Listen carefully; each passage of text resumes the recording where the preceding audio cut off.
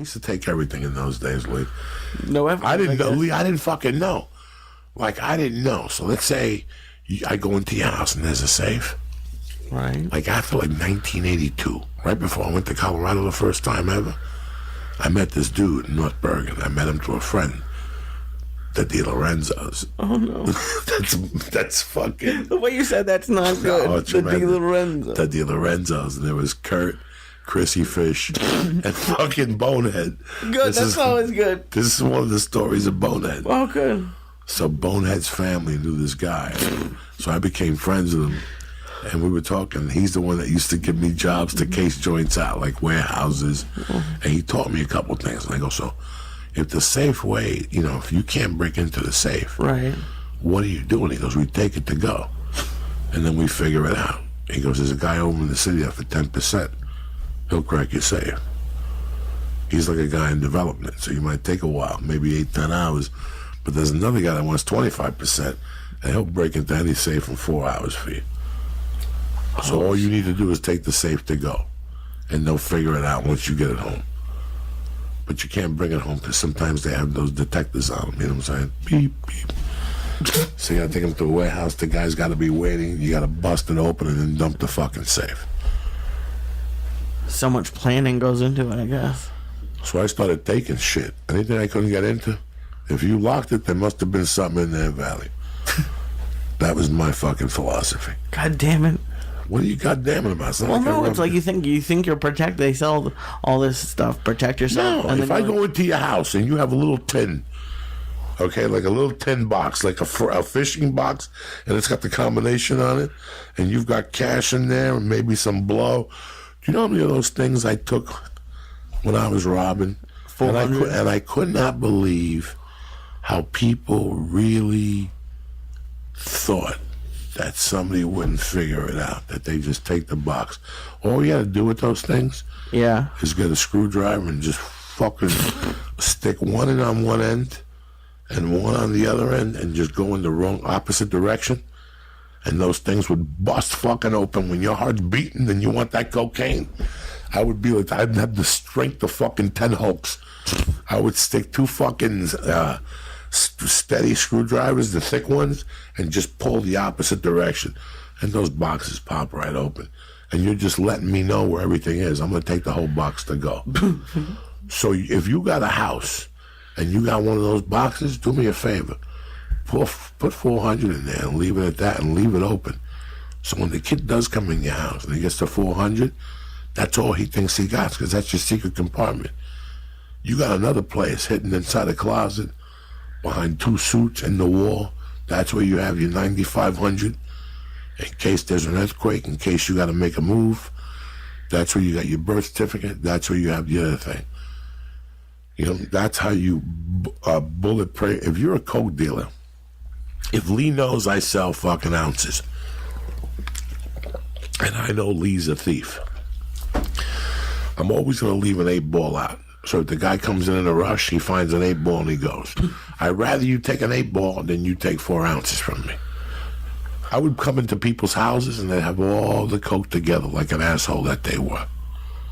Sometimes they got hip and they separated the pure shit from the cut shit, but I'd find it. I wouldn't even do that. I'd leave 2 piles of cut shit out for them. One with a little rock, and you always leave 200 for the mouse. Because you got to assume the guy who's breaking into your house is an amateur. And he's racing against the clock. So if I see Lee go, and I see that he pulls into Subway Sandwich, I run up to your house, kick the fucking door down, run into your bedroom, open up your drawers, open up your bureaus. I'm going to find something in your bureaus, and I'm going to find something in your little fucking faggy bedstand. You're going to have something hidden in one closet and something hidden on the other. You're always going to have little bites for them, so they think they won. But your big bites are really, really hidden good. And did you only learn this or come up with this because of your experiences? I learned this from being a thief.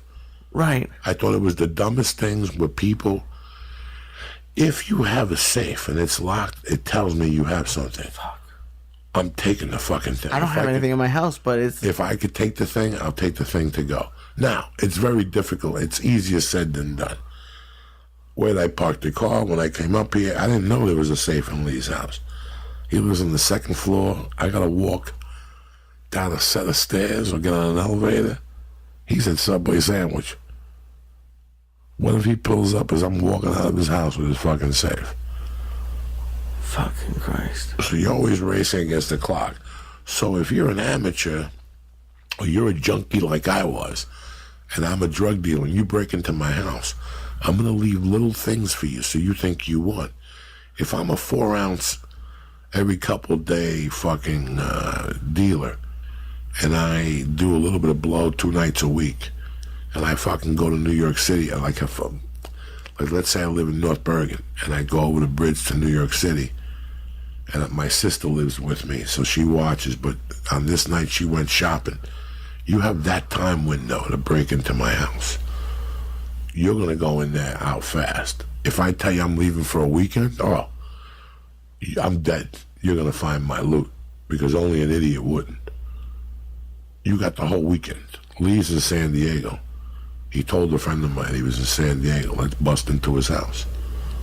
Would you go to bars on like scouting missions? No, you'd put somebody to follow him, and then you'd call him at the bar or something and make sure he was there. Or he'd call you at a payphone. Fuck. And then I would put you at a payphone across the street from the place I was robbing. So when I kicked in the door, the first thing I would do is spot you. Okay. I'd be watching you.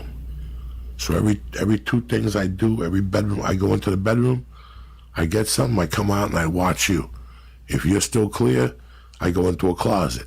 If you're still clear, I go into a bathroom. If I come out and you're waving your hands, that means get the fuck out of there. So the more time you give me, if I have a spotter, the more time I have in your room, and in 2-minute intervals. So in 2-minute intervals, I could look at your room and I could know the side of your activity. How often would you have a spotter? If I robbed 5 things, maybe twice. If I thought that there was going to be people, money in there, like a kilo of coke or something, and I never got nothing like that. It was all in my imagination. They would have a few ounces, or $6,000, or 1,800 cash. And was it all for drugs? It was easy money, Lee. Just easy money? Lee, it was easy money. I found, you take when I lived in Snowmass Village with Jimmy Burkle.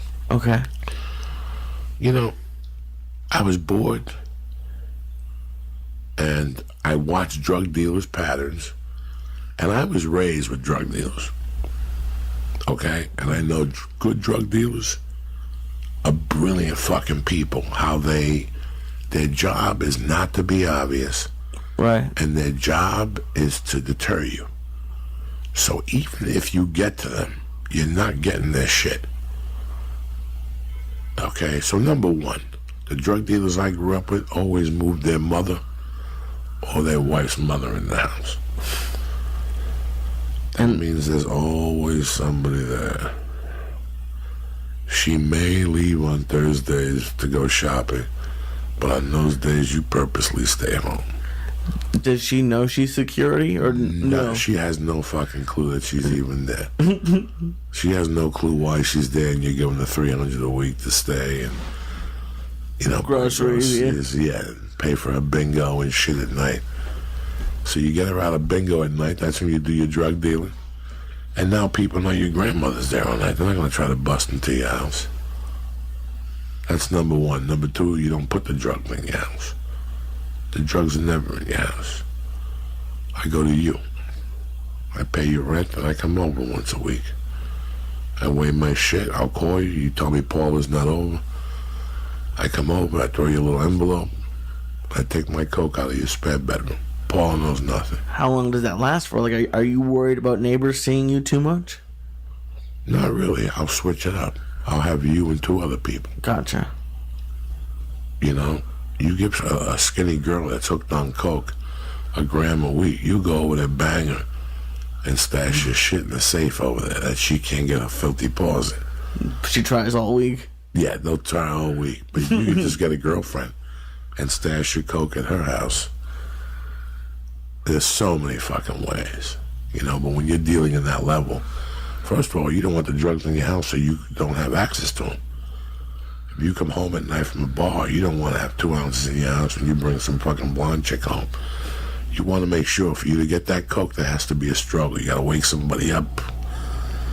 You got to embarrass yourself. You know what I'm saying? So you'll put it at somebody who you know I can't knock on Paula's door at 3 in the morning. I know I can't wake Lee up at 3 in the morning. Besides that, Lee's one of my partners, so I don't want him to know I do coke anyway. That's why I give him the coke at night.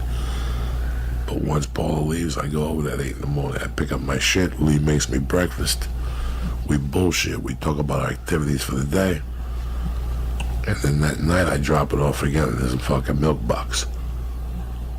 And he pulls it inside his house. Or something like that. You know, I'm just telling you, like... Right. You haven't even mentioned the police yet. Like, is any of this worrying you? No. I'm worried for you right now. Why? Because I don't want anyone to go to the jails. The ultimate... whatever it's called. What makes you not want to do it? I don't know what it's Deterrent. Called. Deterrent, yeah. Is what I'm talking about a deterrent? Well, jail would be a deterrent to me to do. I mean, obviously everyone wants to make quick money, but though I think that's the reason everyone or most people probably don't sell drugs. If in even a moral, like that's really the reason. Like some people probably hate drugs, so that's part of it. But if you knew you weren't gonna go to jail for Listen, bro, to sell drugs is the easy way out. We all know that. When I did it, I didn't even make money. I was such a fucking loser. So I decided to be a bottom feeder and rob drug dealers.